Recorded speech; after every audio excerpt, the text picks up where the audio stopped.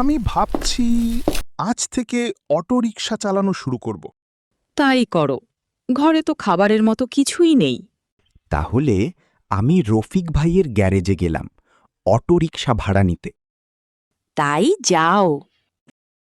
মাহিন চলে যায় রফিকের কাছে অটোরিকশা ভাড়া নিতে।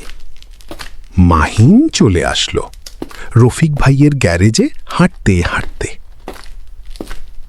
রফিক ভাই, তুমি তো অটোরিকশা ভাড়া দাও। আমি একটা অটোরিকশা ভাড়া নিব কাজ করার জন্য।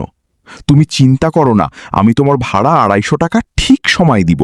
তা না হয় টাকা দিবি বুঝলাম, আগে বল তুই কি অটোরিকশা চালাতে পারিস? রফিক ভাই, তুমি আমার ওপর সন্দেহ করছো আমার পূর্বপুরুষ অটো চালাতো, আর আমি পারবো না। তা বুঝলাম, তুই অটো নিয়ে যা এখন। রফিক চলে যায় গ্যারাজ থেকে অটো নিয়ে। রফিক সন্ধ্যা হতেই গ্যারাজে অটো নিয়ে যায় দিতে। অটো রেখে রফিক চলে আসে বাজারে। ভালো মানের মুরগি আছে, কম দামে নিয়ে যান। মুরগি নিয়ে রফিক চলে যায় বাসার দিকে। রফিক মুরগি নিয়ে হাঁটতে হাঁটতে বাসায় এলো। বলল, মুরগি কষিয়ে ভালো করে রেঁধে দাও দেখি। মুরগি রান্না করে আনছি, দাঁড়াও তুমি।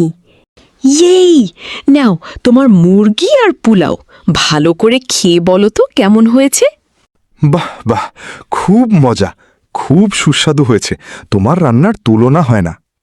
তা তো হবেই, ভালোবেসে রেঁধেছি শুধু তোমার জন্য। গল্প এখানেই শেষ হয়, একজন অটোরিকশা চালকের গল্প। ভিডিওটি ভালো লাগলে চ্যানেলটি সাবস্ক্রাইব করুন।